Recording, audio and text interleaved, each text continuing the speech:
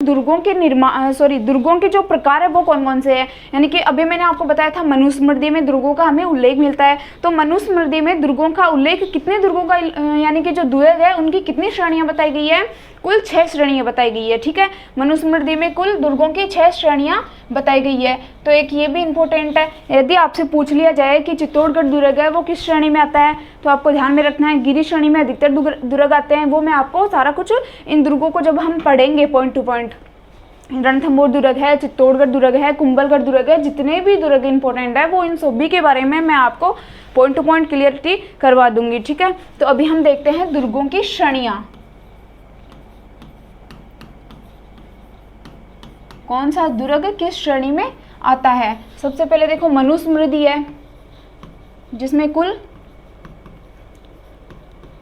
6 दुर्गों का प्रकार बताया गया है। कितने प्रकार का बताया गया है दुर्गों को, 6 प्रकार के दुर्गों की श्रेणियां बताई गई है, 6 श्रेणियां बताई गई है दुर्गों की। फिर कौटिल्य, तो कौटिल्य ने दुर्गों के 4 प्रकार बताए हैं।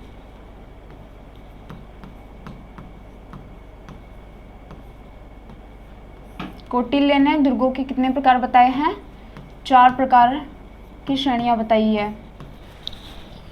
फिर देखेंगे शुक्रनीति।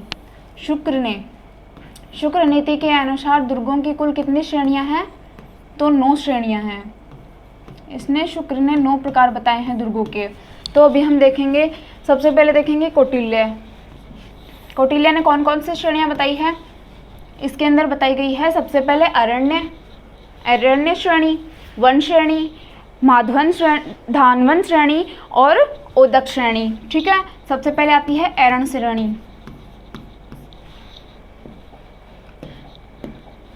अरण्य श्रेणी, फिर है वन श्रेणी,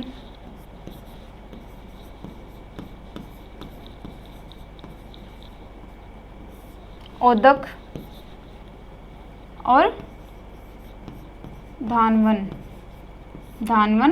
श्रेणी। ये जो श्रेणियां हैं वो किसके द्वारा बताई गई है, कौटिल्य के द्वारा बताई गई है। देखिए अरण्य श्रेणी किसको बोलते हैं, अरण्य दुर्ग की श्रेणी किसको बोलते हैं, यानी कि अरण्य मतलब कि जो दुर्ग कटीले और पथरीले रास्तों के बीच में बसा हो, पहाड़ी के ऊपर होता है, अरण्य के अंदर पहाड़ी के ऊपर होता है। ठीक है, सॉरी यहाँ पे वन नहीं है, गिरी है, गिरी श्रेणी है। दूसरी जो श्रेणी है वो कौन सी है, गिरी है। ठीक है, तो अरण्य श्रेणी के अंदर कौन सा होता है, जो दुर्ग गिरी के ऊपर यानी कि पर्वत के ऊपर होता है, और उस वहां तक पहुंचने का जो रास्ता होता है वो कैसा होता है, पथरीला और कंटीला होता है। ठीक है, तो यहाँ का जो रास्ता होता है पथरीला और कटीला रास्ता होता है अरण्य श्रेणी के अंदर। ठीक है, पथरीला और कटीला रास्ता होता है। फिर बात करते हैं गिरी श्रेणी। तो गिरी श्रेणी क्या होता है, इसके ऊपर जो दुर्ग है वो पर्वत के ऊपर होता है। ठीक है, पहाड़ी के ऊपर ऊंचाई पर होता है। तो गिरी का आप समझ सकते हो, गिरी किसको कहते हैं, पर्वत को कहते हैं। ठीक है, तो गिरी का अर्थ हो गया पर्वत, यानी कि जो दुर्ग पर्वत के ऊपर हो उसे वो कौन सी श्रेणी में आता है, गिरी श्रेणी में आता है। और जो जिस दुर्ग पर पहुंचने के लिए पथरीले और कटीले रास्तों को पार करना पड़ता है और दुर्ग कहाँ पे होता है, पर्वत के ऊपर होता है, तो वो कौन सा आ गया, अरण्य श्रेणी के अंदर। ठीक है, फिर बात करेंगे ओदक। तो ओदक के अंदर क्या होता है, ओदक यानी कि ये जो ओदक श्रेणी का दुर्ग है वो जल के अंदर होता है, चारों तरफ से क्या है, जल से घिरा होता है, ये जल दुर्ग होता है। क्लियर है, ओदक का जो दुर्ग होता है वो जल दुर्ग के अंदर आता है, यानी चारों तरफ इसके अंदर क्या होता है, जल दुर्ग होता है। ठीक है, जल से घिरा हुआ होता है ये दुर्ग। फिर होता है हमारा धानवन दुर्ग। तो धानवन श्रेणी के अंदर कौन सा दुर्ग आता है, ये आता है जो जिस दुर्ग के चारों तरफ क्या होते हैं, टिल्ले होते हैं। धानवन यानी धोरे। ठीक है, जिस दुर्ग के चारों तरफ क्या होते हैं, मिट्टी के धोरे होते हैं, टिल्ले होते हैं, जो कौन सी श्रेणी में आता है, धानवन दुर्ग की श्रेणी में आता है। ओके, यानी कि टिल्लों से यानी कि रेत से घिरा हुआ। ठीक है, जिसके चारों तरफ क्या हो, टिल्ले या फिर टिल्लों से घिरा हुआ।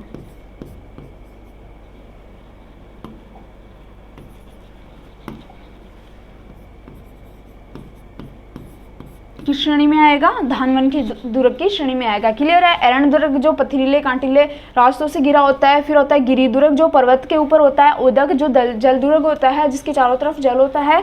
और धानवन दुर्ग जो टिल्लों से घिरा होता है। ठीक है, क्लियर है, 9 प्रकार। अब देखेंगे हम 9 प्रकार के दुर्ग। तो ये 9 प्रकार के दुर्ग कौन से हैं,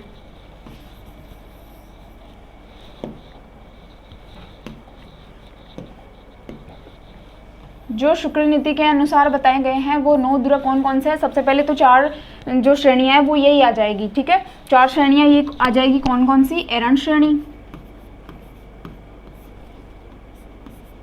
एरन श्रेणी के अंदर अभी मैंने आपको बताया था जो पथरीले और कटीले रास्तों से बना हो, जो क्या कहलाता है? एरन श्रेणी के अंदर आता है। एग्जाम्पल के तौर पे बताऊं तो वो रणथंभौर दुर्ग है, ठीक है। रणथंभौर दुर्ग एरन श्रेणी के अंदर आ सकता है, ठीक है, क्योंकि रणथंभौर दुर्ग है, उस तक पहुंचने के लिए क्या है, कटीले रास्तों को हमें पार करना पड़ता है।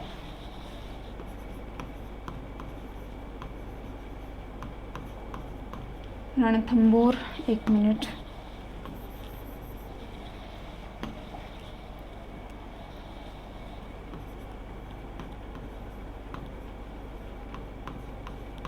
रणथंभौर का जो दुर्ग है वो एरन श्रेणी के अंदर आता है। फिर दूसरा आता है हमारा गिरि दुर्ग। कौन सा आता है? गिरि दुर्ग, ठीक है। गिरि दुर्ग में ज़्यादातर जो दुर्ग है वो गिरि दुर्ग के अंदर आते हैं। जैसे चित्तौड़गढ़ का दुर्ग भी पर्वत के ऊपर बना हुआ है, वो भी गिरि दुर्ग के अंदर आता है। रणथंभौर का दुर्ग भी क्या है, पहाड़ी के ऊपर बना हुआ है। कुंभलगढ़ दुर्ग भी गिरि दुर्ग के अंदर आता है। तो गिरि दुर्ग के अंदर ज़्यादातर दुर्ग है वो अधिकतर दुर्ग गिरि दुर्ग के अंदर आते हैं, ठीक है। तो हम एग्जाम्पल के तौर पर तो मैं आपको बता ही चुकी हूँ, ठीक है। फिर दूसरा हमारा होता है ओदक दुर्ग। इसके अंदर भी क्या है? ओदक दुर्ग। ओदक दुर्ग यानी कि जल से गिरा हुआ, अभी मैंने यहाँ पे बताया जो जल चारों तरफ से जल से गिरा हो। और एग्जाम्पल के तौर पे हम गागरोन का किला ले सकते हैं। जो गागरोन का किला है झालावाड़ के अंदर है, वो किस में आता है? जल दुर्ग की श्रेणी में आता है। कहाँ पे? ये झालावाड़ के अंदर है, वो ओदक दुर्ग की श्रेणी में आता है। फिर हमारा रह गया कौन सा? धानवन दुर्ग। धानवन दुर्ग। धानवन दुर्ग के अंदर कौन सा आता है? जैसलमेर का किला आता है, ठीक है। जैसलमेर का टीलों का जो टीलों का शहर है, तो जैसलमेर कौन सा? जैसलमेर का जो किला है वो धानवन दुर्ग की श्रेणी में आता है। जैसलमेर का जो दुर्ग है वो धानवन दुर्ग की श्रेणी में आता है। फिर जो इसके अंदर 5वां दुर्ग है, कितने हो गए? पहला, दूसरा, तीसरा है ओदक दुर्ग, चौथा है धानवन दुर्ग और 5वां है वन दुर्ग, ठीक है। तो वन दुर्ग क्या है? जिसके चारों तरफ वन ही वन हो, ठीक है। जो दुर्ग वन के बीच में हो पहाड़ी के ऊपर, वो कौन सा है? वन दुर्ग कहलाता है, वन दुर्ग की श्रेणी में आता है, ठीक है। फिर हमारा हो गया वन दुर्ग। फिर आता है पारीख दुर्ग। एक होता है पारीख दुर्ग, एक होता है पारिध दुर्ग, ठीक है। तो इसके अंदर हम देखेंगे पारीख दुर्ग कौन सा होता है? जो खाई के बीच में बना हो। पारीख दुर्ग, पारीख दुर्ग है वो जो खाई के बीच में बना हो, जिसे क्या कहेंगे हम? पारीख दुर्ग की श्रेणी में आता है। और पारीख दुर्ग की श्रेणी में कौन सा दुर्ग आएगा? वो आएगा लोहागढ़ दुर्ग। जो हमारा लोहागढ़ जो अंतिम दुर्ग है, ठीक है। पहला दुर्ग कौन सा है? भटनेर का, राजस्थान का। अगर प्रथम दुर्ग पूछा जाए तो वो कौन सा होगा? भटनेर का दुर्ग होगा, जो हनुमानगढ़ जिले के अंदर था, ठीक है। हनुमानगढ़ जिले के अंदर बसा हुआ है, वो है भटनेर का दुर्ग और राजस्थान का प्रथम दुर्ग है, ठीक है।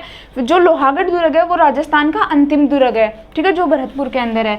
तो पारीख दुर्ग के अंदर कौन सा आएगा? लोहागढ़ का दुर्ग आएगा। लोहागढ़ दुर्ग है वो किस में आएगा? पारीख दुर्ग की श्रेणी में आएगा। आगे के जो आंके दुर्ग है, ये 6 नंबर का दुर्ग है। फिर 7 नंबर का दुर्ग मैं यहाँ पे लिख रही हूँ, शुक्ल नीति वाला। तो 7वें नंबर का जो दुर्ग होगा वो कौन सा है? पारिध। पारिध दुर्ग। जो पारिध दुर्ग की श्रेणी में आता है वो क्या है? पारीख का मतलब होता है यानी कि जो खाई के अंदर बना हो, लिख लो आप। जो दुर्ग खाई के बीच में हो वो किसकी श्रेणी में आता है? पारीख दुर्ग की श्रेणी में आता है। और जो पारिध होता है वो किस श्रेणी में आता है? जो पारिध दुर्ग है, जो हमारा पारिध दुर्ग है वो किस श्रेणी में आता है? यानी कि पारीख दुर्ग होता है जो खाई के बीच में हो, जिसके अंदर एग्जाम्पल है लोहागढ़ दुर्ग। और पारिध दुर्ग होता है जिसके चारों तरफ ऊंची ऊंची दीवारें बनी हो, जिसके चारों तरफ क्या बना हो? परकोटा बना हो, ठीक है, उसे कहते हैं, उसकी श्रेणी में आता है पारिध दुर्ग। तो उसके लिए हम एग्जाम्पल ले सकते हैं कुंभलगढ़ का दुर्ग। जो हमारा कुंभलगढ़ का दुर्ग है वो चारों तरफ से क्या है? दीवार से घिरा हुआ है, यानी कि उस दुर्ग के चारों तरफ ऊंची ऊंची और चौड़ाई में दीवारें बनी हुई है। और उस कुंभलगढ़ दुर्ग की दीवारों के बारे में एक ये भी विशेषता है कि उसकी जो दीवारें हैं उसके ऊपर 4 घुड़सवार एक साथ चल सकते हैं, यानी कि 4 घोड़े एक साथ चल सकते हैं। तो ये क्या हो गई? इसकी अन्य विशेषता हो गई, ठीक है। वो हम इन जब दुर्गों की हम चर्चा करेंगे तब हम देखेंगे। तो इसके अंदर कौन सा दुर्ग का जो एग्जाम्पल है वो है कुंभलगढ़ दुर्ग। ठीक है। तो इसके पारित दुर्ग की श्रेणी में आता है कुंभलगढ़ दुर्ग। फिर हमारा है 8वां दुर्ग, तो 8वां दुर्ग है सैन्य दुर्ग। सैन्य दुर्ग, जिस दुर्ग के अंदर चारों तरफ जो सेना से घिरा हुआ हो, जो दुर्ग क्या है जिसमें चारों तरफ सेना ही सेना हो, सेना से घिरा हुआ दुर्ग हो, वो सैन्य दुर्ग की श्रेणी में आता है। और इसके अंदर हम ले सकते हैं कुंभलगढ़ का दुर्ग ले सकते हैं और चित्तौड़गढ़ का दुर्ग ले सकते हैं, ठीक है। तो चित्तौड़गढ़ दुर्ग भी क्या है, चारों तरफ सेना से घिरा हुआ दुर्ग होता था चित्तौड़गढ़ का दुर्ग, और जो कुंभलगढ़ दुर्ग था वो भी सेना से घिरा हुआ होता था, ठीक है। फिर जो हमारा लास्ट दुर्ग है 9वां दुर्ग, वो कौन सा है, हमने कौन कौन से पढ़ लिए, एरन दुर्ग, गिरी दुर्ग, ओदक दुर्ग, धानवन दुर्ग, वन दुर्ग, पारिक दुर्ग, पारित दुर्ग, सैन्य दुर्ग, और अभी जो हमारा लास्ट दुर्ग है वो है सहाय दुर्ग। सहाय दुर्ग, ठीक है। सहाय दुर्ग किसे कहते हैं, जब किसी भी सेना के ऊपर, जो मेवाड़ के चौहान थे उनके ऊपर अगर जो शत्रु सेना थी उनके द्वारा आक्रमण किया जाता था, तो वो कहाँ पे आके रहते थे, दुर्गों के अंदर। जिस दुर्ग के अंदर एक साथ काफ़ी जो चौहान थे उनकी सेना रह सकती थी, तो उसे क्या कहते थे, सहायता के लिए जो रह सकते थे उसे कहते थे सहाय दुर्ग की श्रेणी में वो दुर्ग आते हैं, ठीक है। तो सहाय दुर्ग आप समझ चुके होंगे, जिसमें सहायता के लिए, जिसमें शत्रु सेना के द्वारा आक्रमण किए जाने पर जिस दुर्ग के अंदर सेफ रह सके वो क्या है, सहाय दुर्ग की श्रेणी में आता है, ठीक है। तो हमने कौन कौन सी श्रेणियां देखी है, कौटिल्य के अनुसार 4 प्रकार की श्रेणी है, और शुक्रनीति ने 9 प्रकार के दुर्गों की श्रेणी बताई है। एरण श्रेणी, एरण दुर्ग, गिरि दुर्ग, ओदक दुर्ग, धानवन दुर्ग, वन दुर्ग, पारिक दुर्ग, पारिद दुर्ग, सैन्य दुर्ग, और फिर हमारा आता है सहाय दुर्ग, ठीक है। तो आपको क्या इनको नोट कर लेना है, और यहाँ तक आपको आई होप कि क्लियर हो चुका होगा। अभी हम नेक्स्ट देखते हैं कि देखिए, एक तो जो कौटिल्य थे, कौटिल्य और मनुस्मृति, कौटिल्य और मनुस्मृति के अनुसार कौन सा दुर्ग सर्वश्रेष्ठ बताया गया है, तो इसमें गिरि दुर्ग को सर्वश्रेष्ठ दुर्ग बताया गया है, ठीक है। जो मनुस्मृति और कौटिल्य के अनुसार मनु और कौटिल्य ने कौन से दुर्ग को सर्वश्रेष्ठ बताया है, तो वो कौन से बताया है, गिरि दुर्ग को सर्वश्रेष्ठ बताया है।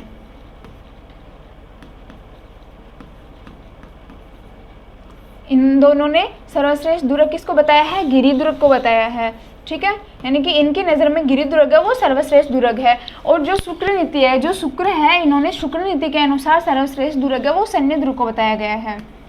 क्लियर, सैन्य दुर्ग को क्या बताया गया है, सर्वश्रेष्ठ दुर्ग बताया गया है।